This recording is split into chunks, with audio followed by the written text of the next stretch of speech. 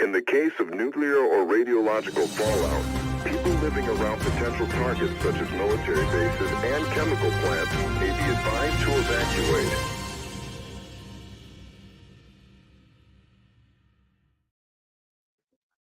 Hello, Sublation Media viewers. It's me again, Douglas Lain. This week we are going to be tackling, well, I should say I'm the author of Bash Bash Revolution, Billy Moon, After the Saucers Landed, Fall into Time, Last Week's Apocalypse, and many, many other things. I'm also the head honcho here at Sublation Media. And I'm Ashley Frawley. I'm a sociologist at the University of Kent. I'm part of the Sublation Media team, and I'm the author of 2 books, which are behind me. My kids like to play with them. And this is the most recent one, shameless plug, Significant Emotions, Rhetoric, and it matches my nail polish, Rhetoric and Social Problems in a Vulnerable Age. And I had to read that subtitle because I had changed it close to the publication date, and I always forget what it is. And today we're going to talk about, are we going to have a convicted felon for president? And interestingly enough, it might be the most radical thing we could possibly do. Well, I've been looking around on Facebook today before we, I'm old enough that I still go onto Facebook, and I've been seeing people posting clips or in memes, regarding the conviction. I wish I could find. I thought I had downloaded it. Well, there was one that said something like, "Going to show it on the screen, but I don't have it." It was one that said, "How can we bar felons from serving in the military and let a felon be the executive and be the head of the military?" And I thought maybe I could just answer that question right at the start. I mean, that's what's on the thumbnail. Can we have a felon be president? And why can a felon be president? Well, it's because the Constitution doesn't bar felons from running for president in the United States. One reason why it doesn't is because the Constitution sets up a system based on conflicting and competing powers that are separate from one another. Blocking felons from running for office would incentivize the arrests and conviction of political rivals. In 1919, Eugene Debs was convicted of sedition, which is a felony. Stole my thunder, Doug. I was just about to say, I can well imagine, I don't know, a union leader being jailed. Yeah. Go on. Yeah, his crime was printing and distributing pamphlets advocating that men of age avoid conscription. Debs' opposition to World War I, or the Great War, as it was known, put him in prison. If the Constitution had prohibited felons from running for president, that conviction would have also stopped Debs from organizing politically in opposition to the war and disenfranchised over 1 million voters who wanted to support and vote for a socialist candidate who promised peace and a better society. So as socialists, particularly, we should not stand on this point that we can't elect a felon to the presidency. That is not consistent with socialist politics. And just because the progressive Democrats are going to ride that wave and put forward that bit of propaganda, it is authoritarian and basically an attack on society to argue in that direction, I think, because you are incentivizing the criminal prosecution of political rivals and political dissidents. Go ahead. Yeah, and there are actually 2 areas in which this particular event is relevant to what's become of, I don't know what you want to call it, socialist politics on the online left, let's say. But the sorts of arguments that you tend to hear or see from people who call themselves leftists, the first one is, well, you can't shout fire in a crowded theater. Well, this is actually relevant to that because that was a ruling that was made in relation to opposition to the First World War. And it was handing out pamphlets and so on, was likened to shouting fire in a crowded theater, that particularly during wartime when things are very, very serious, you shouldn't be able to do such serious things. And so It's a shame when people will repeat these sorts of arguments. First of all, because they're not no longer, they no longer have legal standing, but people will still repeat them. They become sort of cliches and truisms, but also because it has been a long-standing aspect of leftist politics to be against capitalist warfare. And our dear friend Eugene Debs was also had also campaigned against the First World War, and of course he ran for president from prison, famously. So we do have a precedent for this, and this is what I was alluding to when I said it might be the most radical thing you could do, and the least radical thing would be to engage in this kind of lawfare and to demand, "Oh, what? You can be a felon and still run for president? Well, we ought to change that. Surely, surely." Whatever you would use against your enemies, you should be okay with having used against yourself. In case anyone who doesn't know who Eugene Debs is, obviously he's one of the founding Head of the members. Socialist Party of America, which Yes, indeed, and ran for president several. Oh, there, Doug has Jack the complete Ross. history. The complete history. Our author, Jack Ross, who also wrote The Strange Death of American Exceptionalism for us, wrote this book as well. Ashley, I wanted to, I'm sorry, I gotta, shoot. All right. I wanted to respond to Secret Agent Dan, our friend and comrade, Secret Agent Dan, who said this is an attack on society. Has anyone who has ever been open to that position attack society? I'm going to say that position itself is an attack on society, because what it is advocating for is the overturning of the separation of powers, which would provide an opportunity for, let's say, the judiciary, or maybe the administrative state or the executive, to take more control and power, and therefore have more power over society, over civil society. The aim of setting up the Constitution the way it was set up is so that they could avoid the kind of dictatorship or autocratic rule that had reigned in England, and make sure that the people, civil society, was directing the state, and that the state was in service of the people rather than the other way around. So when you undermine the separations of powers, you are attacking the power of civil society. And that is what I meant, Secret Agent Dan. What do you think, Ashley? Well, I would tend to agree. What do you think this means, though, realistically, for the American electorate, elections, for democracy as it stands?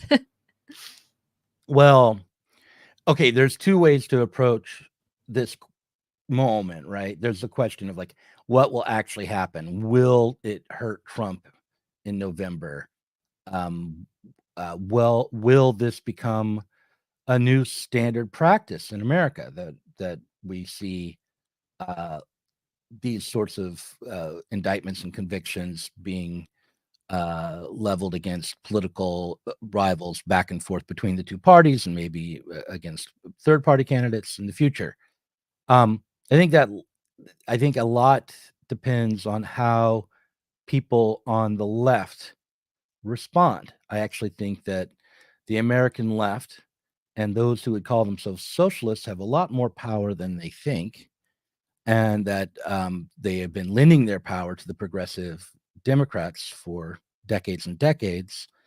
But if they did not do so, there would be a chance that we could avoid a future where political indictments and where lawfare would be a norm in society. But I mean, in order to justify that position, we have to determine, was this a politically motivated trial, and am I correct to assert that this is a breach of the separation of powers, that this particular verdict?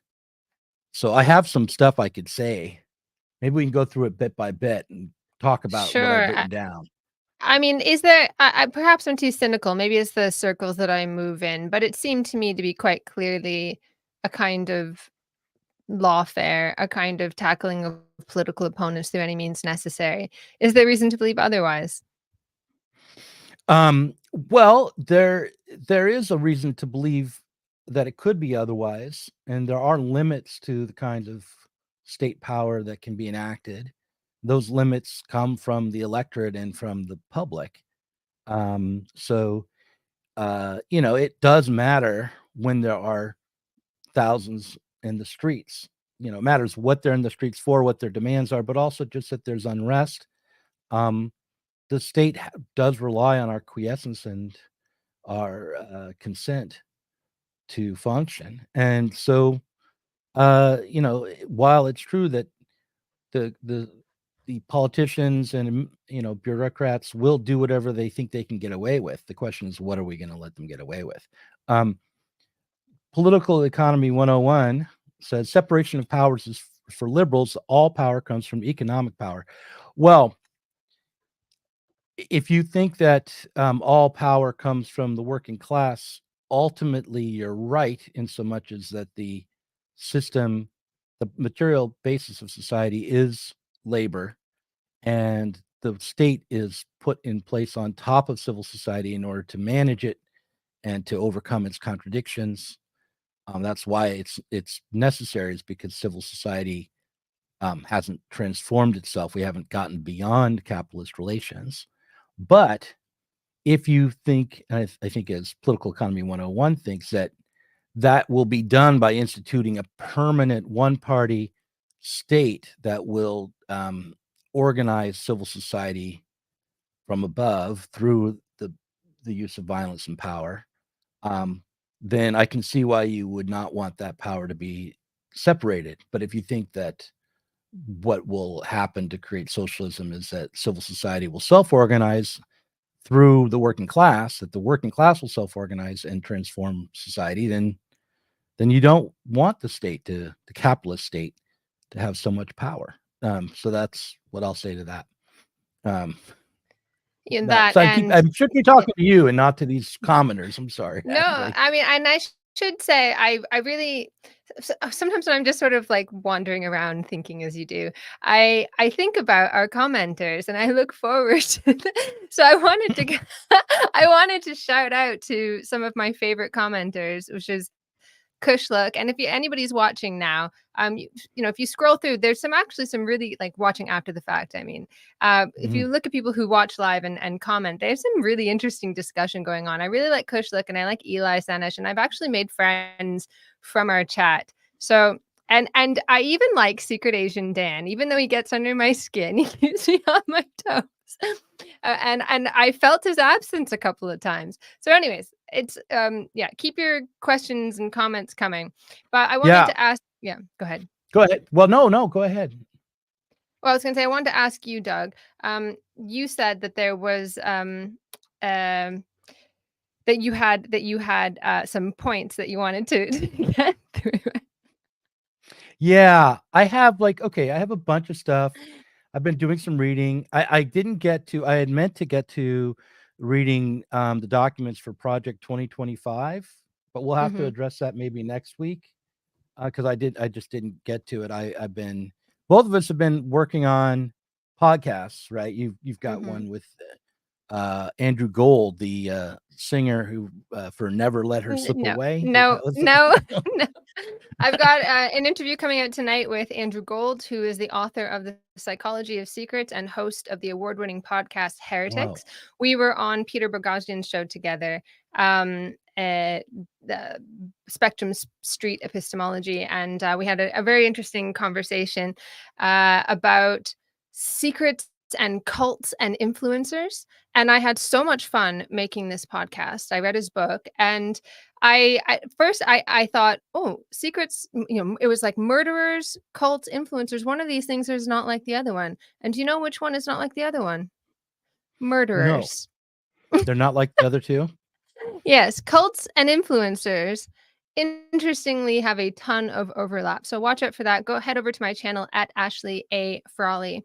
And also, I have been putting out short explainer videos. I've been trying to do that. I've been trying to integrate them into the podcast and just sort of, speak to my expertise in particular areas and try to share it with you and share some of the literature in really clear and accessible ways. And so there's a little bit in there about, oh gosh, stuff that I could not. It's about, if you're on the in, it's about PDF files. PDF files that talk to children in the playground and maybe offer them candy. Yeah, that's the most dangerous secret a person can keep. And I did a little short on that, and I realized I am definitely going to wind up on a list somewhere because I was looking for images to illustrate that section of the video where he's talking about. Yeah, and I was like, PDF, that's what Adobe Acrobat opens, or PDF files. Yeah, that's right. That's what I'm talking about. So he has a chapter in that book, and he tells a story in that book about. I asked him, like, what's the deepest secret anyone's ever told you, because people confessed to him about murders, things like that, and he said actually it was that they were attracted. It was this couple that he met in Germany who were non-offending PDF files, and I found that really interesting because it seemed like it was their whole personality, their whole identity, something that is so shameful. It was like everything about them. Anyway, so I thought, well, I'll do a little excerpt on this because I think it's kind of interesting. And then I was like, I cannot illustrate this with anything. I'm like Googling. I'm Googling all sorts of things, like where's this therapy center in Germany that helps people like this, and I'm like, oh my god, I'm gonna wind up on a list. Anyways, go and check that out. Right. I hope I don't get blacklisted for it. So that's what I've been working on well this week. Doug, what have you been working on? Ashley disappears, now we know why, and she's already she's gotten ahead of the story here today. All right, so let's get back into this Trump verdict. All right, so all right, so I want to put the Trump verdict in context for you and for everybody. So it's worthwhile to remember that the writer Jean Carroll successfully won an $83 million civil judgment against Trump for a sexual assault that allegedly occurred in 1995 or 1996. She wasn't sure which year. The case, bankrolled by this is, by the way, I'm reading this is an excerpt from Tablet. The case, bankrolled by Silicon Valley billionaire Reid Hoffman, normally would have been well beyond the statute of limitations, but in 2022, the New York State Legislature passed a law that, for 1 year only, allowed victims of sexual assault to sue their abusers regardless of when the assault took place. New York State Attorney General Letitia James won a $450 million civil fraud suit against Trump for exaggerating his net worth in order to receive more favorable loan terms. This was the first time in history that New York sued a defendant under the state civil fraud statute on the theory of the overvalued assets in a case in which no counterparty claimed to have been defrauded. James also requested but did not receive the death penalty for the Trump Organization, the first time in history that a large business had been threatened with dissolution under that civil fraud statute without showing any victims or losses. Now, those are two just kind of contextual facts for this case. But here's another contextual fact, seemingly unrelated. In 2019, Glenn Greenwald published 3 stories exposing how the Brazilian car wash corruption probe, the investigation to allegations of corruption that actually sent President Lula of the Workers' Party to jail for 580 days, and that kept him from running against Bolsonaro in 2018. He published 3 stories that demonstrated that the judge who found Lula guilty had spoken openly of a desire to prevent the Workers' Party from winning election. Moro, I think is how you say it, had collaborated with the prosecutors to design the case against Lula, despite serious internal doubts about the evidence supporting the accusations. Greenwald's reporting led to the overturning of Lula's conviction by the Brazilian Supreme Court. So, now, while no emails or other records demonstrating coordination between Alvin Bragg, the prosecutor, and Judge Juan Merchan have leaked, it has been established that the FBI and other intelligence agencies coordinated with the Clinton campaign in advance of the FBI's spurious investigation called Crossfire Hurricane, which was the Russian collusion probe. There's also been reporting demonstrating that the Biden administration has coordinated with media companies and the intelligence community to suppress stories about his son, Hunter Biden, as well as in an effort to control how his policies on issues ranging from COVID to the war in Ukraine are reported on and understood. Further, Alvin Bragg campaigned on a promise to take down Donald Trump, and the prosecutorial case in the hush money trial convicted Trump of criminally falsifying records was really, by all accounts, novel and suspicious. And just as an example, this is taken from Matt Taibbi. Matt Taibbi pointed this out in the column. Maureen Dowd, a New York Times columnist, attempted to justify the conviction by writing, even though the case was a stretch and not the strongest one against Trump, there was something refreshing about the jury doing what no one else around Trump had been able to do, which is, of course, take him down. So the point I'm getting to here is that there's, I think it's kind of obvious on its face that this was a politically motivated conviction, but that can be substantiated by actually looking at the charges and basically looking at what he was charged with and how it came to court to begin with. I mean, it was everybody just kind of hoping somehow, some way they could, stick it to Trump. It was like a dream come true for, it's funny. I was watching, what was it? Jon Stewart, who I used to watch a lot when I was in university, like 20 years ago. And I didn't know he was still around, still kicking, still in the American. I don't know if he's like, if people pay attention to him.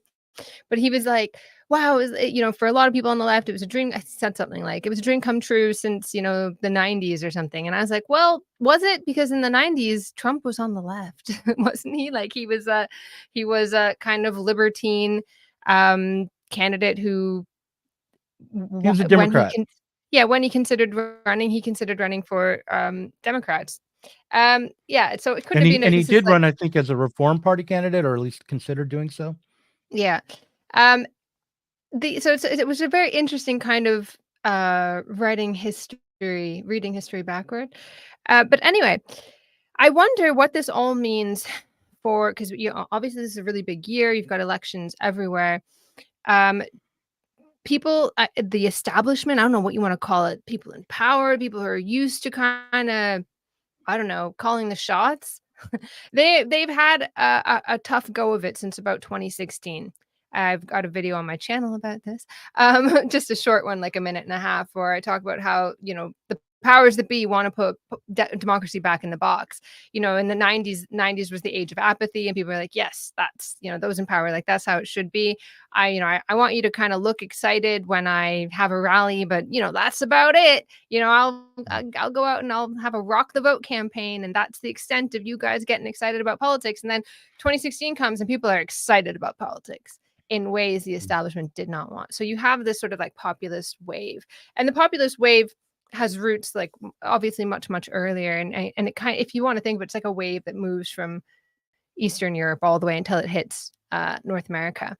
And there have been many attempts to say, look, it's over, it's done.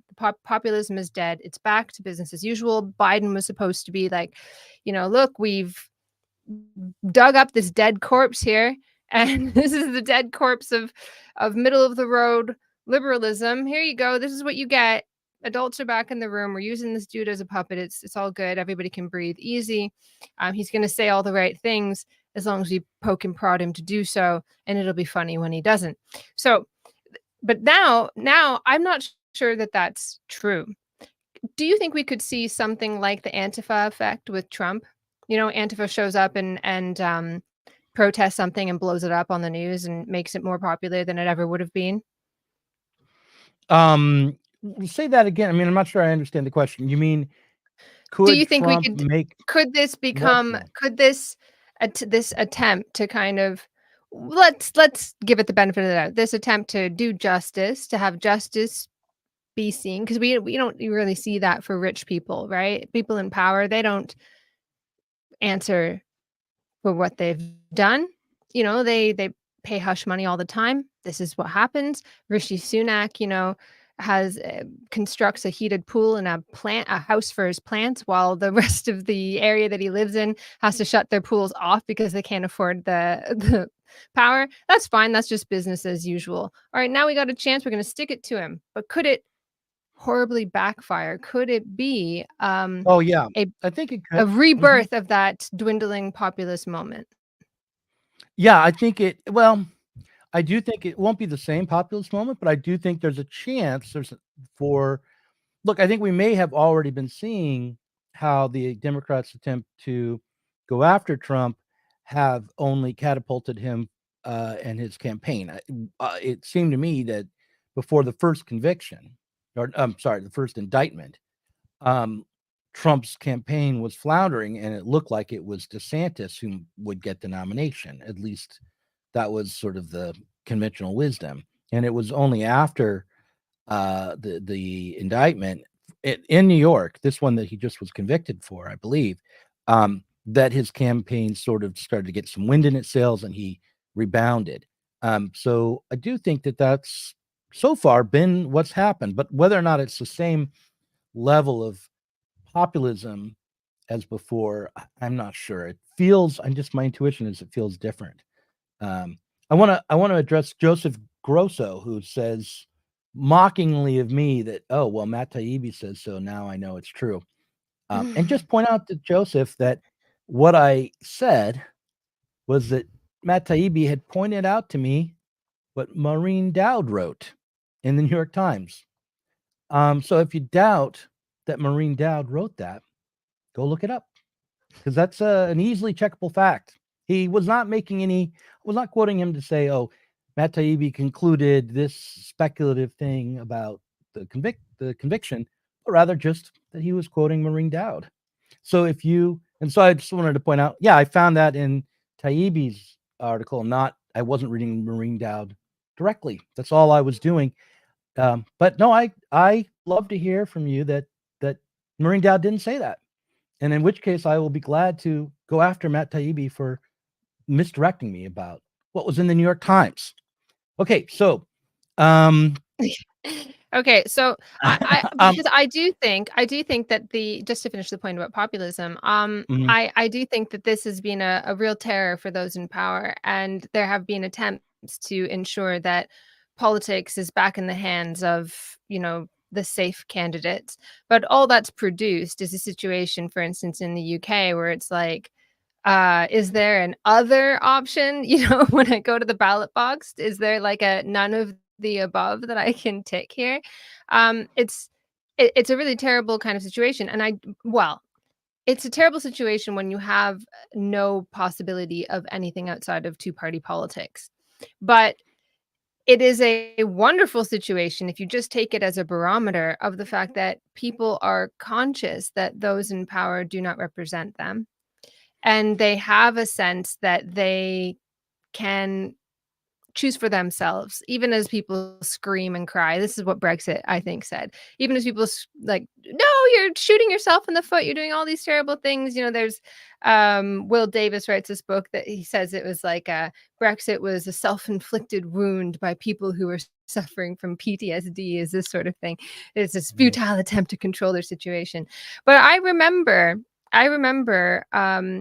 during in Greece, when Greece was getting utterly screwed by the European Union, and they had the vote on whether or not to reject the memorandum, which was not at all meaningful because they were going to be forced into it anyway. It was symbolic, but a lot of people thought of it as symbolic of their desire to leave the EU. And unfortunately, Tsipras and Syriza had thought, well, no, the Greeks want to stay in the EU, so we're going to take that one bargaining chip off the table. But anyways, but at the time, that's how people took it. And one sentiment that I found very interesting, I was writing an article at the time, and I was, interviewing people. And one thing that people consistently said was, I don't really care if there's an economic fallout, because then even if there's an economic fallout and it's because of something we did, we can live with it and we can work with it. But if we're already dealing with economic fallout from something that someone else has done, from a system that doesn't work, and we're being blamed and we're having to deal with the consequences with our livelihoods and our lives. And at least it's something that we have done. And I thought that was such a powerful sentiment. Just from like regular people, you would hear that. So what? I don't want to be, I don't want to be a fall guy for the EU. Even if the consequences that they're warning us about actually come to pass, at least it's because of something that we've done to ourselves. And so I find people's willingness over the years, through these sort of little hints of it over time, I find people's willingness to look beyond the rhetoric and people shouting, oh, this is the worst thing you could possibly do, and say, well, I don't care, because at least it means that I will have some kind of self-determination, at least the hope of it. I'm willing to do that. I think that's really powerful. Now, as it stands, there aren't really any pathways for that. And that's the thing that's kind of sad. The only kind of avenues to express this is, I picture in my mind like a pipe that's about to burst. And the only little like valve is like right-wing populism. And yet, it doesn't have to be that way. And unfortunately, the lesson that the left seems to be taking is, with the failure of Corbyn and so on, and Sanders, is like, oh, well, the working classes are just a bunch of reactionary dupes, and there's no point in having any kind of populist politics on the left, because actually these people aren't with us. They're not for us. We have to forge something else. And that, I think, is quite sad, because it could be a time of great possibility. Well, yeah, it could be.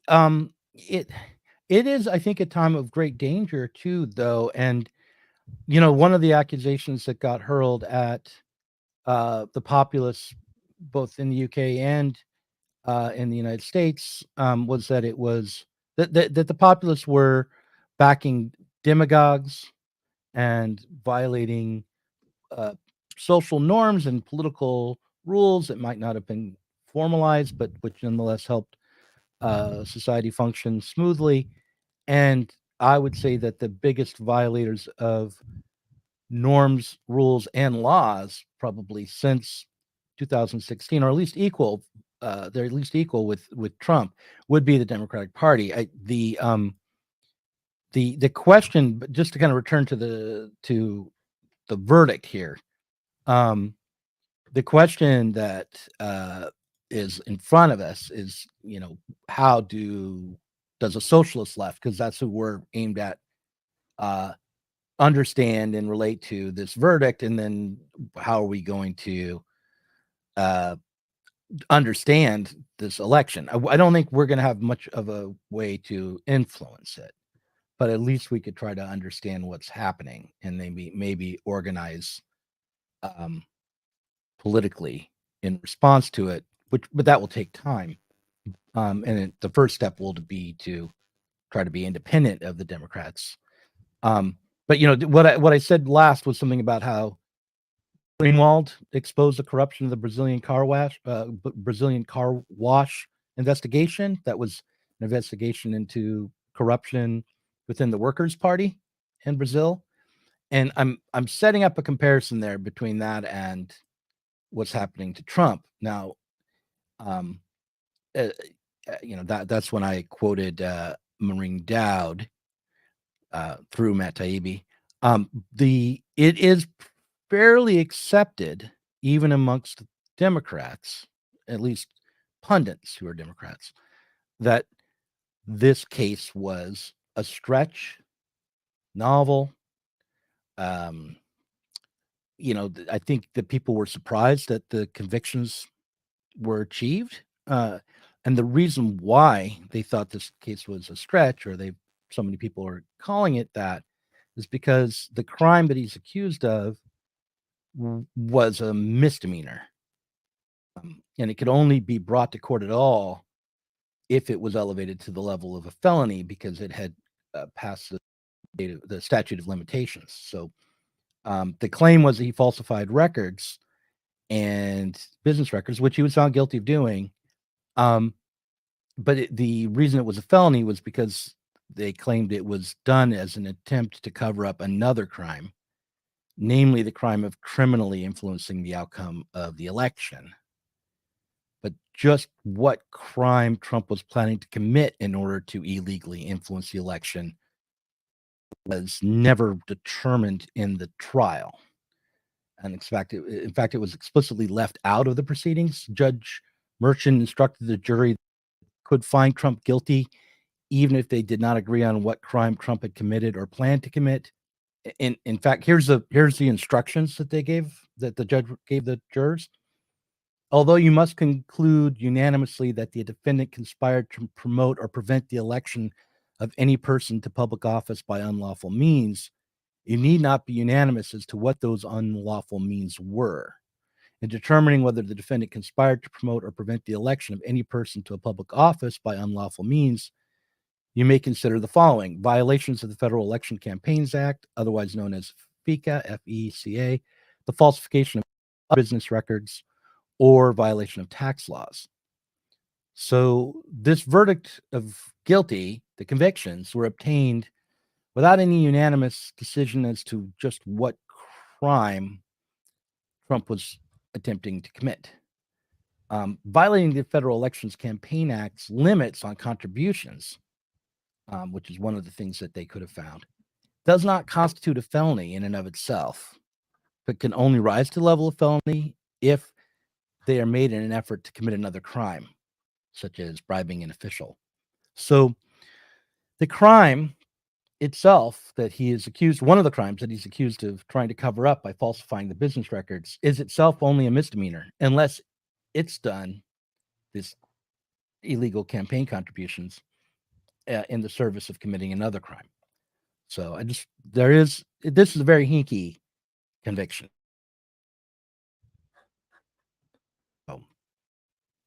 Yeah. So I'll go. I have a whole other section of things. Well, I wanted to respond. I wasn't sure if you were going to continue. No. I wanted to respond to a comment here where someone responded, the PMC controls the left, but the left can't see the strings. Where is it now? I know there's a lot of debate about PMC, but the NGO class, whatever, these people who are funded out of profit, they are like charitable organizations. They're in the social problems class. They're tasked with solving the problems of society, and they also, I'm trying not to say suck at the teat of the problems of society. Well, what about this? Why don't we just say it's the administrative state? Right. Yes. And I've written about this as well. And there's a lot of really great work on bureaucratic capitalism, which I've talked about in a paper called Steering, Not Rowing. And I just saw, I've got another paper that was, I think, officially published today in Sociological Research Online. We want to go and have a look at it, which is related. And as I was reading it, I thought, gosh, there's a whole book here. I probably should have written a book about this because I had some funding. That's how I did that research. But anyway, but part of that project, we were looking at bureaucratic capitalism and the bureaucratic state, or you could call it like the administrative state, administrative capitalism, where it's very interesting because superficially it looks like socialism. If you don't know any better, it's like we were supposed to see the withering away of the state. Well, we've seen the withering away of the state in the sense that it doesn't do the things you actually would like a state to do, which is build enormous infrastructure. It's very difficult for individuals to do and invest in and see return on investment. No, instead it becomes more and more obsessed with the administration of people. It no longer administers. It's no longer even bothers to administer things. Anyways, but so someone says PMC controls the left, and the left can't see the strings. I mean, there's a reason for that, right? A lot of people who consider themselves leftists now, it's not because they have thought about the tradition from which that left and right come from, and they see themselves on the side of furthering freedom and all that sort of thing. It's because they are vaguely interested in solving social problems. They consider themselves to be aware, socially aware of problems in society. Hence, the word woke became a pejorative for them. And they're interested in, solving them in whatever way possible. What could be so wrong with that? But everyone else can see the strings. So the PMC controls the left. The left can't see the strings, but everyone else can. Everyone else can see the strings. And that's the problem. That's the problem. When you see these types sort of vying for power, for positions of power, this sort of revolving door between this group of people, this administrative stratum of society and politics, between NGOs and actual, holder, MPs and that sort of thing. It's just the state. They're just in and out of these organizations. It's incredibly incestuous. They lobby each other. They lobby themselves. And this is their ideal of democracy. And everybody sees that. And they know that they're the objects of these people. And they're tired of it. And when the left failed to take hold of that political moment, it's because they failed to cut those strings. When they knew that all that the state would do for them, any kind of leftish thing in the administrative state, all it cared about was micromanaging their existence. And people were saying no. And I think people on the left have failed to understand that, and they just got angrier and angrier at just everyday people for voting against their own interests, when their own interests supposedly were to use tax dollars to keep these people in jobs, administering to their problems forever and ever and ever. Yeah, I mean, you say that the left was blind to this situation and aligned itself with the administrative state. I think that's what you're saying here. I mean, I'm getting that right. Yeah, and yes, that's right. Yeah, but what's really sad to me is that it seems as though even after a decade of liquidating ourselves into the Democratic Party in various ways, and even after what everyone on the far left recognizes as a tremendous defeat in 2020, and now this outcome where we're involved in 2 wars, and a good portion of the left considers the current president to be a genocidal maniac, calling him Genocide Joe. There's still a deep commitment to the administrative state and to this approach to supposedly left politics. And this is where I want to turn and talk about my friend, Ben Burgess. I thought it was going to be the Trump supporter. No. Ben Burgess recently wrote a column for Jacobin arguing that prosecuting presidents is a good thing. I kind of knew that. It's like I love Ben. I do. I really do. But it's just such a typical kind of position for people to do. And I do wonder if he sometimes thinks like, I don't want to step out of the line here. What's the kind of correct position? Do you think? No, because he's a thoughtful guy. He's a very thoughtful guy. And I just think that sometimes he gets things wrong, maybe reflexively. Maybe there's something about this particular. We had a debate about the First Amendment and the war on disinformation and the Supreme Court decision that was coming up that still hasn't been delivered about whether or not the censorship of people like Jay Bhattacharya, who was a COVID lockdown skeptic, amounted to a First Amendment violation because it was directed by the state. We debated that, and he ultimately said that my opposition to the administrative state as such was something he didn't agree with because he saw the creation of a regulatory state as a positive overall and a step in the direction of socialism. I don't think I'm unfairly paraphrasing him there, but people can watch that debate if they want. It was released as a video called Good Morning, Mr. Orwell. But this is, I think, a continuation of that kind of thinking, his latest article in Jacobin. And I assume that if he agreed with me that the prosecution was equivalent to the corrupt lawfare waged against Lula, he would revise his view. So we must have a disagreement on the facts as well here.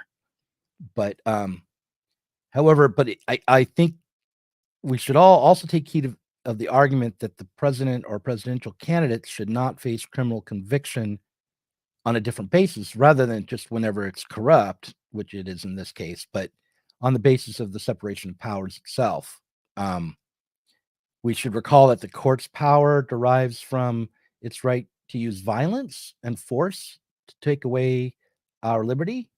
They use the police to enforce laws. They use armed guards and jail cells to keep people locked up if they've found that they've committed crimes.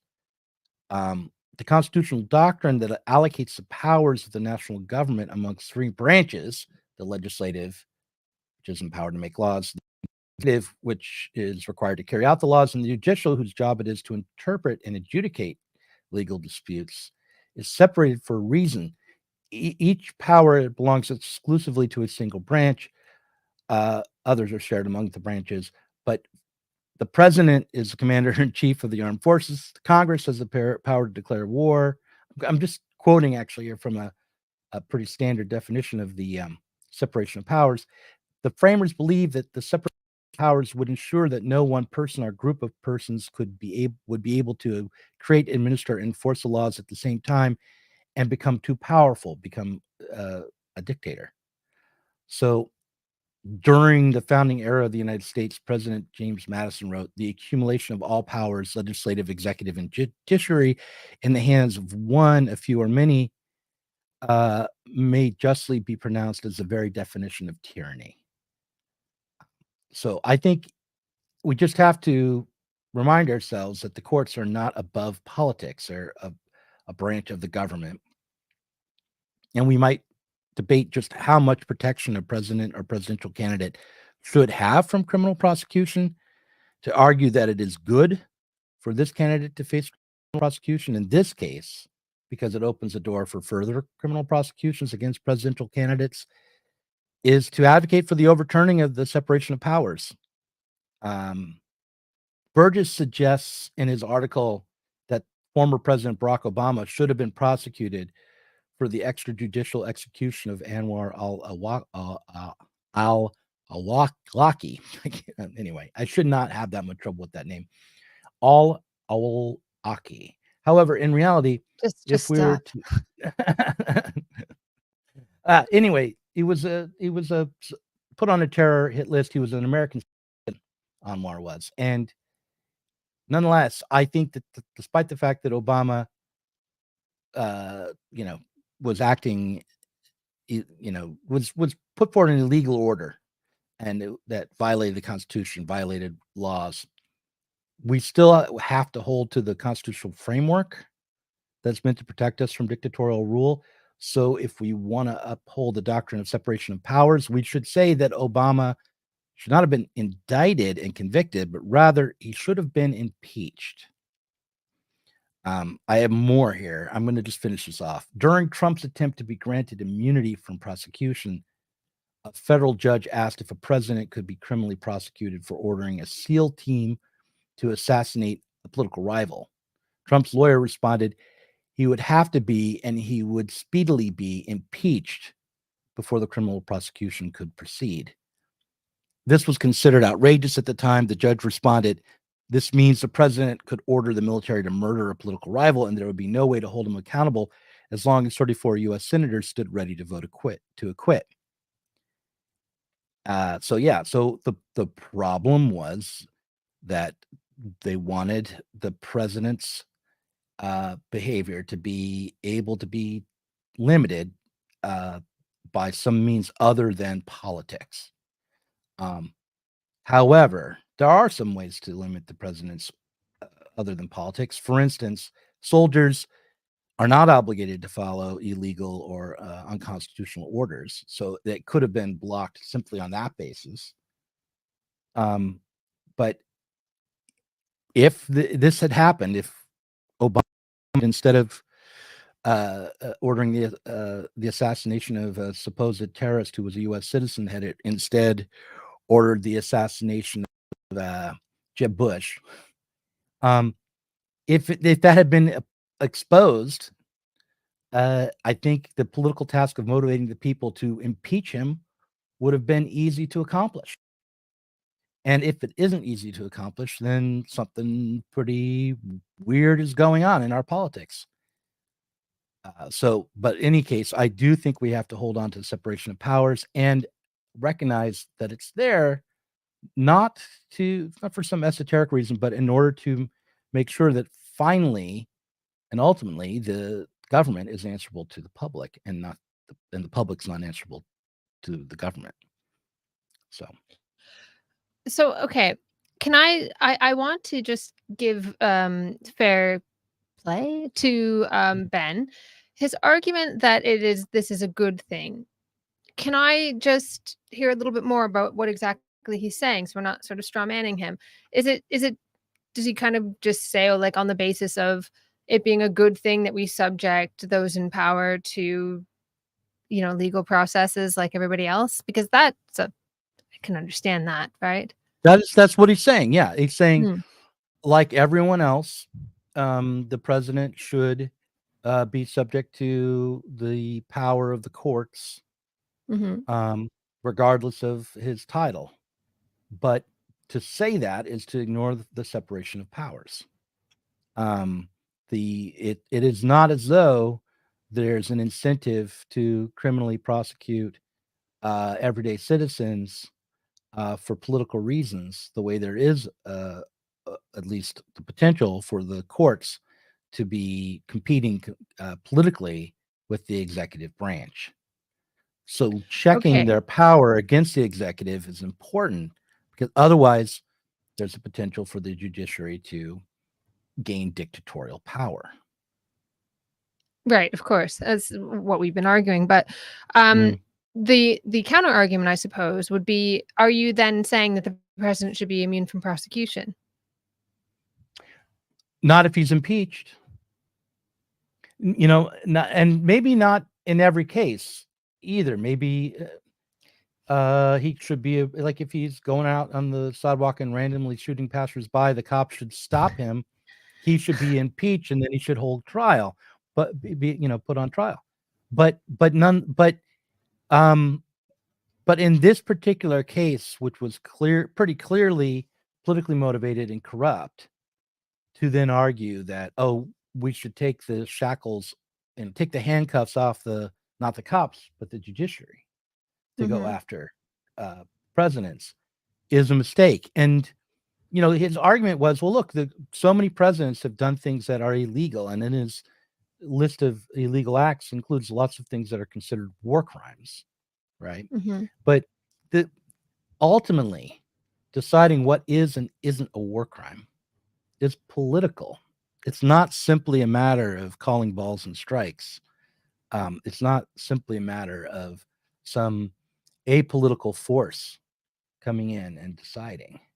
It's going to have to be through the power of politics that these sorts of things are decided, which is why we should interpret the ICJ and the ICC orders against Israel to be political, because they're not, and which is fine. Maybe we want to support that, but the point is that the courts are not. They're institutions within the state, and the state is a political apparatus. And the degree that it's considered not to be is the degree to which people have lost their power. Yeah, and like usually my test for these things, whenever I'm trying to think through something, because that's what I thought too. I was like, well, I mean, the bastards get away with everything, it's just on the face of it. It should be a good thing that you hold people accountable. But you have it just to say that you have to kind of feign ignorance about what's really going on here. But as I was saying, my test is I have to flip it around and picture somebody, I don't even like Biden, but let's just do Biden, right? If Trump was like bringing cases against Biden and or like Clinton, lock her up, right? Would we be like, well, maybe it is a good thing that that Hillary Clinton's being locked up, because for so many years people have got away with it. No, we'd be like, Trump, you motherfucker, you're playing dirty, right? We would be saying that. No one would be writing articles about how it's actually a good thing. To give Burgess his due, I don't think he would have said that. I think he would have said, no, yeah. I know that, of course. He would have said, no, Clinton deserves to be locked up. He would have said that at the time. Oh, I see. I see. Yeah, Burgess. I was just about to say, if you were quite contrarian, you might do, to be fair. he's consistent. You have to give him that. Okay. All right. Yeah, because I was going to say you have to I can see the merit in that argument. I can, especially after like being annoyed by the Tories in the UK and the shit that they get away with. And I hate saying it because it's such a cliche thing to say, but but yeah, they get away with a lot of stuff, and I'm pretty annoyed with Rishi Sunak having gazillions of pounds while he oversaw, basically gave out all of these contracts during COVID, while everyone was like, yeah, protect the NHS, we gotta scrimp and save, you gotta die of cancer for our NHS, and he's out there giving these enormous contracts to his friends for PPE that didn't even work, and they're out buying yachts, and they never get any accountability. So it can feel nice. It can feel nice to finally see the mighty fall. But at the end of the day, you can't kind of fool yourself. But yeah, I hadn't seen your point, I suppose, that this opens the door then to essentially, greater forms of lawfare than we have seen up to this point. Do you think that this is going to be a trend now? Do you think it's going to be a trend in terms of using legal means to stick it to political opponents as people become more disillusioned with democracy and more desperate to hold on to power? It could, and it could be that the next time we see it, it will be the Trump administration using these kinds of means and methods against Democrats or independent political rivals. That could happen. I can't predict the future. I couldn't have predicted that the way in which the state was censoring political speech around the war in Ukraine would quickly come to be leveled at those who were pro-Palestinian protesters, but it did happen.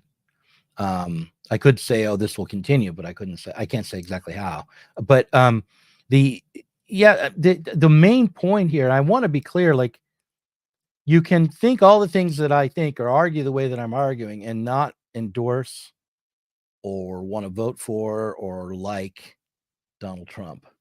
And I don't necessarily want him to win the election. I'm really ambivalent or, I'm agnostic about who should win. Isn't that just that's the way it is? Wow, big election here, how exciting! And everyone's like, eh. Yeah, because it's that's no accident. That's no accident. It's is politics as it should be. Is the ideal of democracy. I've mostly been voting for a goldfish for president since 1992, which was the first year I ran Dr. Philip B. Karp for president. I printed up a bunch of like leaflets and left them on buses and stuff. Shut up. You didn't. Yeah. I did. And we started a party. It was called the Random Surrealist Party. We had our own candidate who was not even a real goldfish, but a toy goldfish that I happened to own. And that's the most Doug thing I've ever heard in my life. So yeah, I've been voting for a goldfish for many, many years now, since 92, but occasionally violating my own principles and voting for Democrats. I voted for John Kerry and I voted for Biden. But the Biden, there was extraordinary circumstances. All right. I was going through a divorce. I wanted to make my ex happy. Look, the point is, and we vote by mail, right? So I was sitting at the kitchen table. Okay, so I was gonna say, what did you do? Come out, be like, look what I did, woman, stay with me. But other than those two times, I've never voted for a Democrat or any Republican or major candidate. I have decided this year I'm going to vote for RFK Jr. Brainworm. And that's where I'll leave that. But I'm not advocating. Doug Henwood, when I tweeted out, socialists shouldn't argue that felons can't be president, and then I posted a picture of Eugene Debs under that. Doug Henwood replied, "Why don't you just go ahead and endorse Trump already?" And I was like, because I don't want to. Well, I endorse Eugene Debs' dead body. That's who I'll be voting for. So macabre, but okay. All right, so We're at exactly 1 hour. I'm gonna go get some more coffee. Okay. So to in the be second clear, hour- we were not. We were not. I just wanted to, give you the take-home messages. Sorry, Doug, I cut you Okay, off. That was really that's rude of fine, me. that's But to fine. give you the take-home That's messages, we talked about whether or not populism, what this signifies for populism. Is it going to backfire? Are we going to see like an Antifa effect where the more that you protest, the more that you try to bring down your enemy and silence them, the more popular they get? Is it going to be whiplash, or is this sort of like meh? Are we going to see another populist wave, or is everyone just sick and tired of it? I said I think we're going to see another populist wave. Doug's voting for a brainworm, so we'll see. I don't know. We can have both. Who are you going to vote We can for? have Who are both. you going to vote for? Brainworm or Philip B. Carp? Tell us down in the Yeah. comments, and we will Yeah, see you in the Patreon, where we will discuss. Doug, what were you going to say? Oh, I'm just gonna say, well, we're gonna take questions from the stream and perhaps something more. But yeah, we'll see you in the parrot room. Please join us Come and where ask we us will. questions, talk to us, help us get to know all right. you. I'll see you there in about 10 minutes. In the case of nuclear or radiological fallout, people